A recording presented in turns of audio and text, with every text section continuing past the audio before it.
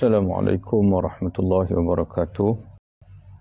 Bismillahirrahmanirrahim. Alhamdulillahirabbil alamin. Wassalatu wassalamu ala sayyidil mursalin nabiyina wa habibina wa syafi'ina Muhammad bin Abdullah wa ala alihi wa ashabihi wa man ihtada bihadihi wastanna bi sunnatihi ila yaumiddin, amma ba'du. Alhamdulillah, pertamanya kita merafakkan setinggi-tinggi syukur kita kepada Allah Subhanahu wa taala di atas nikmat dan kurniaan daripada Allah. Kita dapat menempuh bulan mulia, bulan Syawal, dengan kejayaan kita mengharungi bulan Ramadan pada sebelumnya. Mudah-mudahan Syawal pada tahun ini akan merupakan Syawal yang paling baik bagi kita semua, insya-Allah, untuk kita manfaatkan sebagai bulan bukan saja kita kembali kepada fitrah, malah untuk kita saling bermaaf-maafan, menghubungkan silaturahim di antara sesama kita, insya-Allah.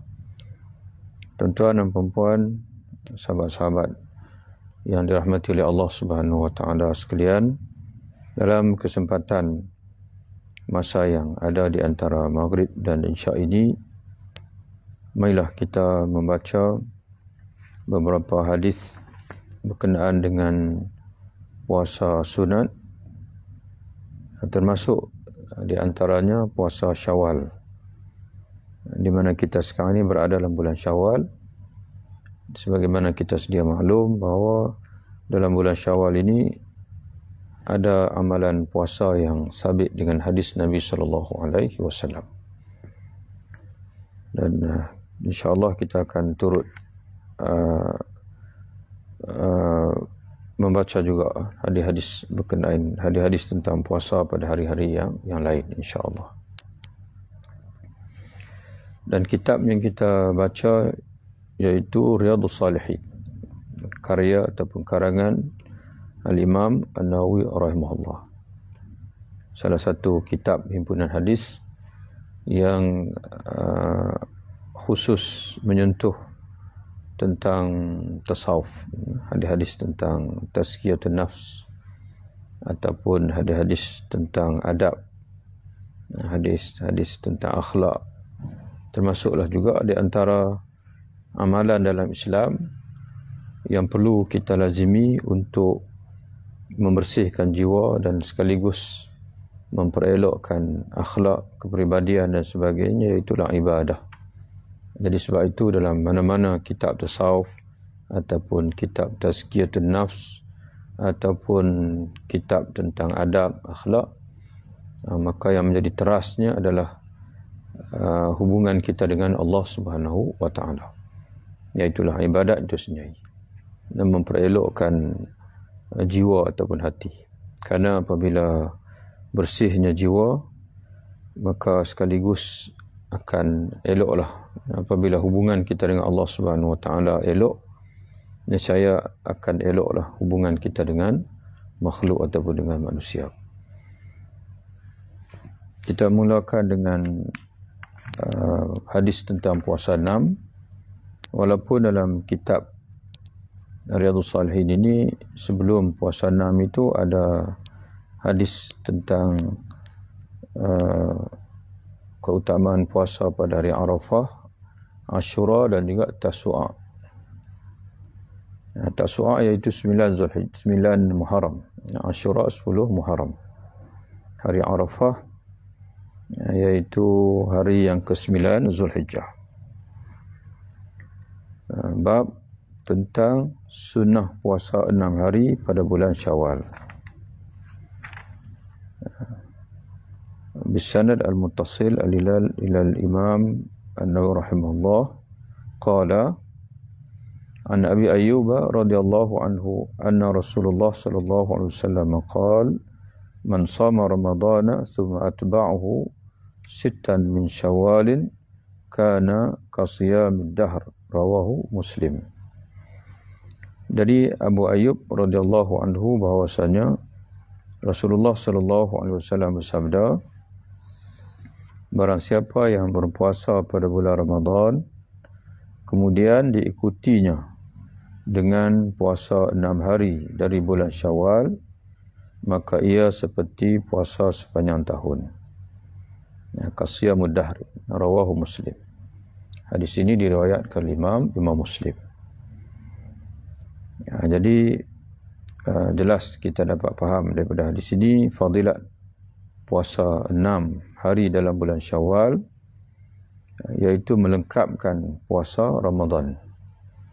Jadi apabila seseorang itu berpuasa Ramadan, kemudian dia tambah pula kata Nabi dengan puasa 6 hari dalam bulan Syawal, maka dia seolah-olah berpuasa sepanjang tahun. Berpuasa sepanjang tahun, iaitu dari segi pahalanya. Bila kita perhatikan hadis ini, yang pertama sekali Nabi menyebutkan barang siapa yang berpuasa Ramadan. Berpuasa Ramadan, kemudian setelah itu barulah Nabi sebut 6 hari daripada bulan Syawal.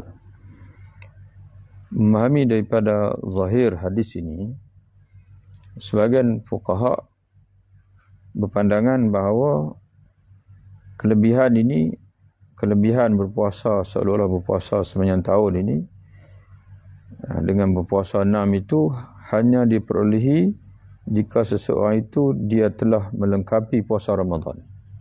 Man shama Ramadan, dia melengkapi puasa Ramadan, kemudian diikuti dengan 6 hari daripada Syawal.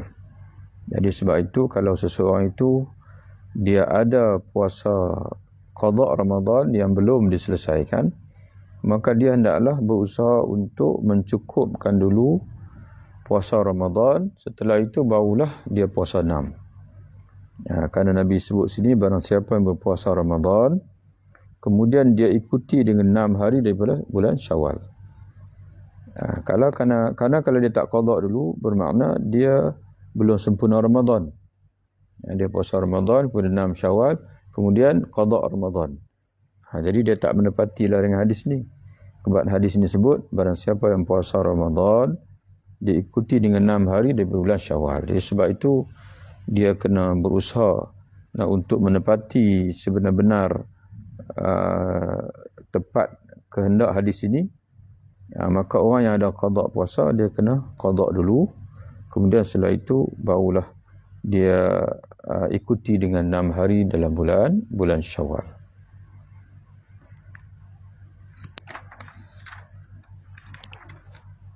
Kemudian itu puasa 6 hari dalam bulan Syawal. Dan Nabi sebut sittan min Syawal, 6 hari daripada bulan Syawal. Maka para ulama kita menyatakan bahawa tidaklah disyaratkan puasa itu berturut-turut 6 hari. Boleh, yang terbaik, walaupun terbaik ialah kita puasa berturut-turut lah. Kita puasa 6 itu secara berurutan. Tapi lah hadis sendiri Nabi sebut sittan min Syawal, diikuti dengan puasa 6 hari dari bulan Syawal. Maknanya asalkan wujud 6 hari dalam bulan Syawal, maka insya-Allah telah pun memenuhi kehendak hadis ini insya-Allah. Walaupun yang afdalnya kata alim ulama kita berpuasa secara berurutan tanpa diselangi.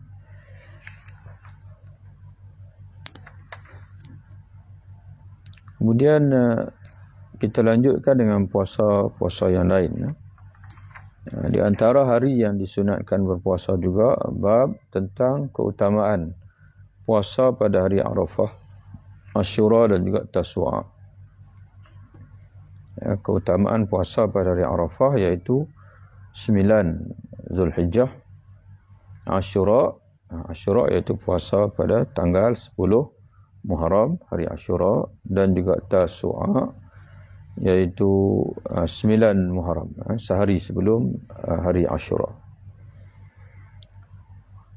Qala al-Imam An-Nawawi rahimahullah an Abi Qatadah radhiyallahu anhu qala su'ila Rasulullah sallallahu alaihi wasallam عن صوم يوم عرفة قال يكفر السنة الماضية والباقية رواه مسلم. Dari Abu Qatadah radhiyallahu anhu berkata, Rasulullah sallallahu alaihi wasallam pernah ditanya tentang puasa hari Arafah. Kemudian beliau menjawab. Lalu baginda menjawab, puasa itu, yakni puasa pada hari Arafah itu, yakni 9 Zulhijjah, dapat menebus dosa setahun yang lalu dan juga setahun yang akan datang. Besar kelebihannya. Jadi hari Arafah ni adalah hari di mana jemaah haji wukuf di Arafah. Jemaah haji wukuf di Arafah. Jadi puasa hari Arafah ini kata ulama disunatkan bagi kita, dan kita yang tidak berada di Arafah. Adapun bagi jemaah haji yang berada di Arafah, tidak disunatkan berpuasa bagi mereka. Jadi kata Nabi, puasa pada hari Arafah dapat menebus dosa setahun yang lalu dan juga setahun yang akan datang. Qala al-Imam An-Nawawi rahimahullah wa 'an Ibn Abbas radhiyallahu anhuma anna Rasulullah sallallahu alaihi wasallam shama yaum Asyura wa amara bi siyamihi muttafaqun alaih. Jadi Ibnu Abbas radhiyallahu anhu bahwasanya Rasulullah berpuasa. Ibnu Abbas menceritakan Rasulullah berpuasa pada hari Asyura dan baginda menyuruh untuk berpuasa pada hari itu. Ini baginda berpuasa dan baginda suruh sahabat-sahabat berpuasa. Muttafaqun alaih. Hadis riwayat Imam Bukhari dan juga Muslim. Yaum Asyura iaitu hari 10 Muharram. Qala wa an Qatadah radhiyallahu anhu anna Rasulullah sallallahu alaihi wasallam su'ila an siyami yaumi Asyura faqala yukaffiru sanatal madiyah. Rawahu Muslim. Dari Abu Qatadah radhiyallahu anhu yang menceritakan bahawa Rasulullah sallallahu alaihi wasallam pernah ditanya tentang puasa hari Asyura.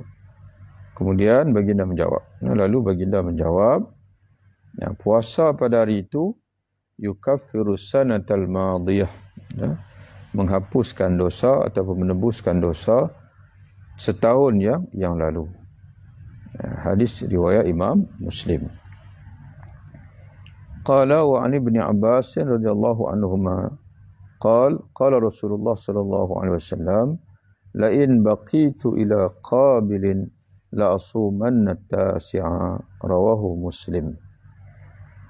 Hadis daripada Ibnu Abbas radhiyallahu anhu yang menceritakan Rasulullah sallallahu alaihi wasallam bersabda, kata Nabi, jika aku masih hidup tahun depan, nescaya aku akan puasa pada hari yang ke-9 Muharram. Maknanya aku akan turut berpuasa pada hari ke-9 Muharram.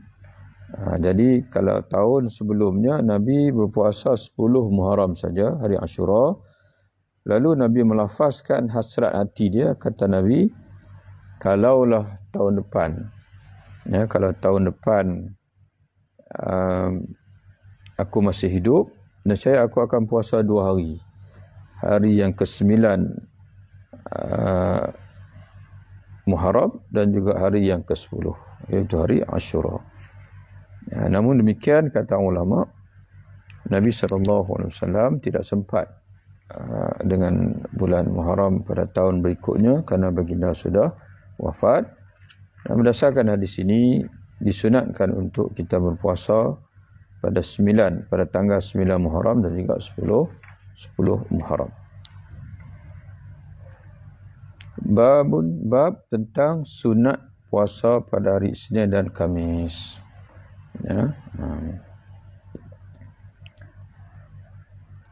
Qala al-Imam An-Nawawi rahimahullah an Abi Qatadah radhiyallahu anhu anna Rasulullah sallallahu alaihi wasallam su'ila an saumi yaumil itsnain faqala dhalika yaumun wulidtu fihi wa yaumun bu'istu aw unzila alayya fihi.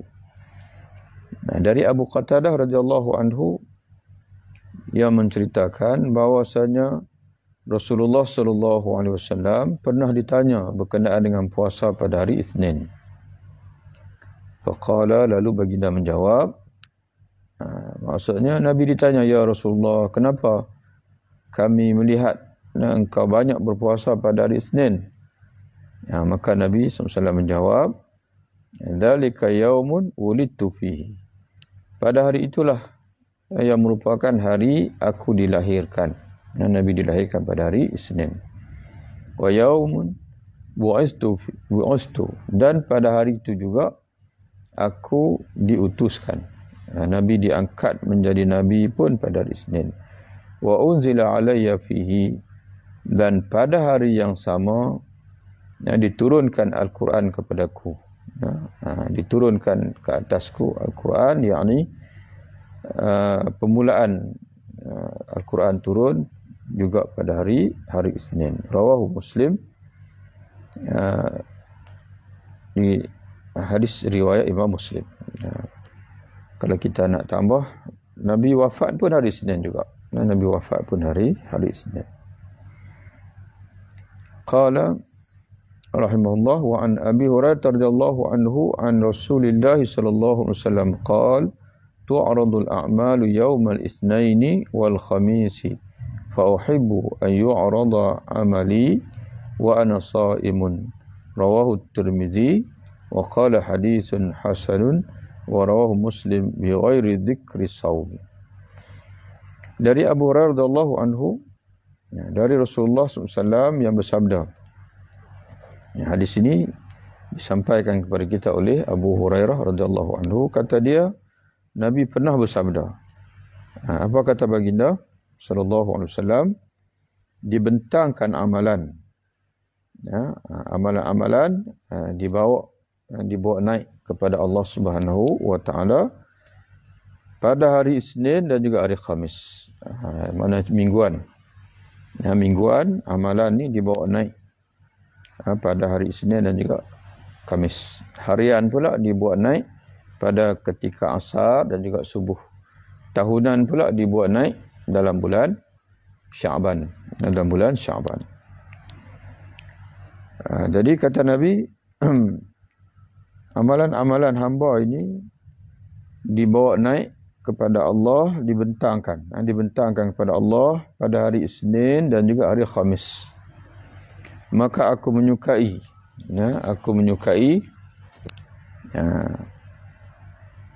pada ketika amalanku dibentang di hadapan Allah, wa ana shaim, aku berpuasa.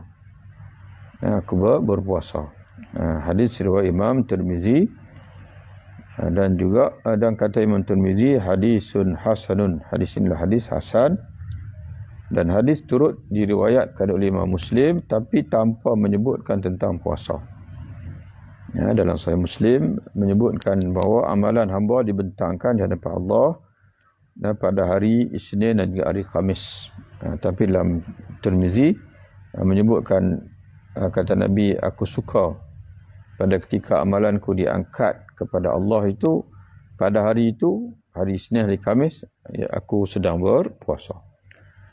Dan begitu juga Nabi banyak puasa pada bulan Sya'ban, kerana kata Nabi pada bulan Sya'ban itu amalan diangkat oleh Allah kepada Allah.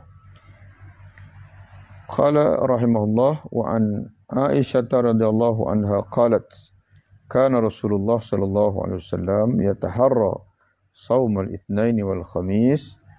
Rawahu Tirmizi wa qala haditsun hasanun. Dari Aisyah radhiyallahu anha menceritakan Rasulullah sallallahu alaihi wasallam senantiasa bersungguh-sungguh, yataharra. Yataharra ni makna sentiasa mencari kesempatan. Sentiasa memberi perhatian kepada puasa pada hari Isnin dan juga Khamis. Puasa pada hari Isnin dan juga Khamis. Bab tentang sunat puasa 3 hari setiap bulan.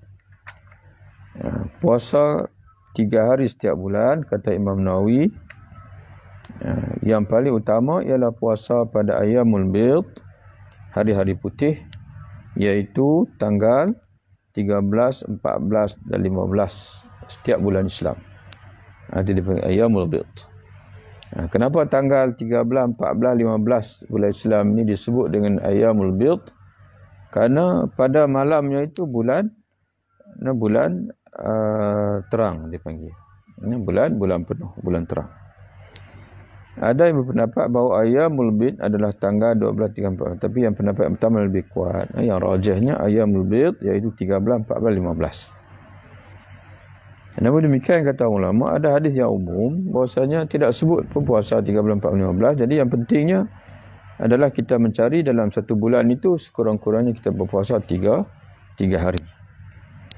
An Abi Hurairah radhiyallahu anhu qala أوصاني خليلي ثلاثا بثلاث صيام 3 أيام من كل شهر وركعتي الضحى وأن أوتر قبل أن أنام متفق عليه.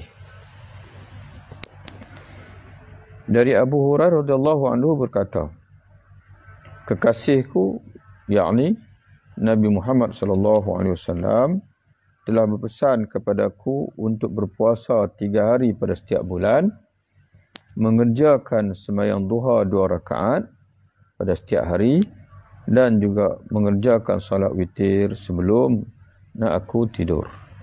Itu kata Abu Hurairah. Dan kata Abu Hurairah radhiyallahu anhu, kekasihku iaitulah Nabi Muhammad sallallahu alaihi wasallam telah pesan kepadaku supaya aku ini senantiasa menjaga 3 ibadat. Yang pertama, puasa 3 hari pada setiap bulan. Yang terbaiknya 13, 14 lah hari putih.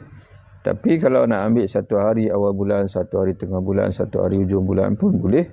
Ataupun nak ambil siap-siap 3 hari setiap bulan, awal bulan pun boleh.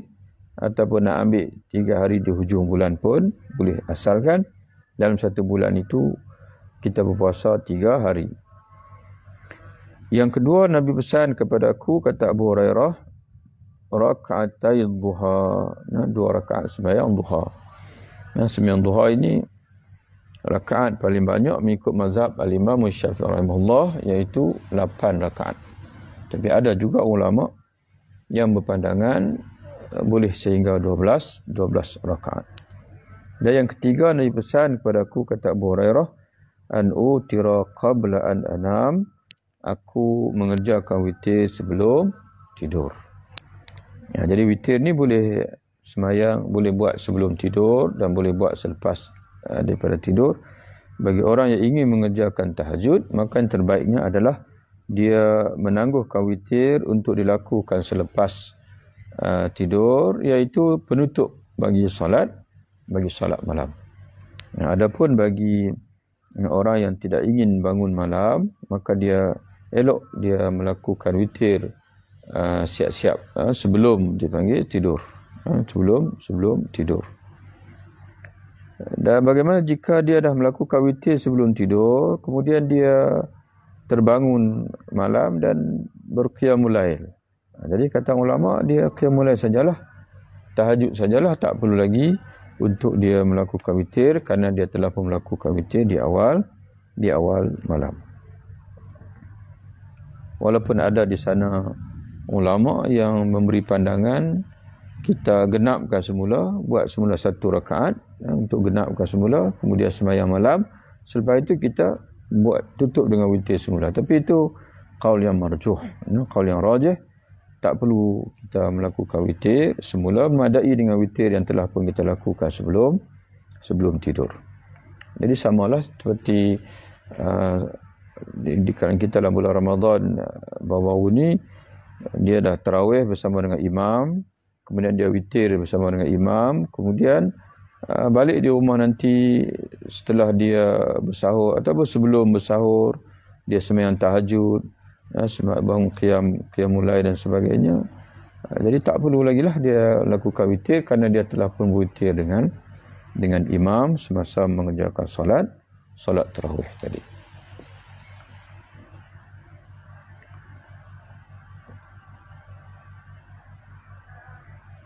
Jadi demikianlah tuan-tuan dan puan-puan yang alhamdulillah Allah Taala sekalian. Kita baca satu lagi hadis tentang puasa Ayyamul Bid 13, 14, 15, kemudian kita tutup insya-Allah. Qala rahimahullah wa an Qatadah ibni Milhan radhiyallahu anhu qala kana Rasulullah SAW ya'muruna bisiyami ayyamil bid 13 wa 14 wa 15 rawahu Abu Dawud. Dari Qatadah bin Milhan radhiyallahu anhu menceritakan Rasulullah SAW menyuruh kami untuk berpuasa pada ayyamul bid, pada hari-hari putih, iaitu pada tanggal 13, 14 dan juga 15 bulan Islam. Hadis riwayat Imam Abu Daud rahimahullah. Jadi tuan-tuan yang dirahmati Allah Taala sekalian, mudah-mudahan beri manfaat untuk kita bersama insya-Allah. Wabillahi taufiq. Assalamualaikum warahmatullahi wabarakatuh.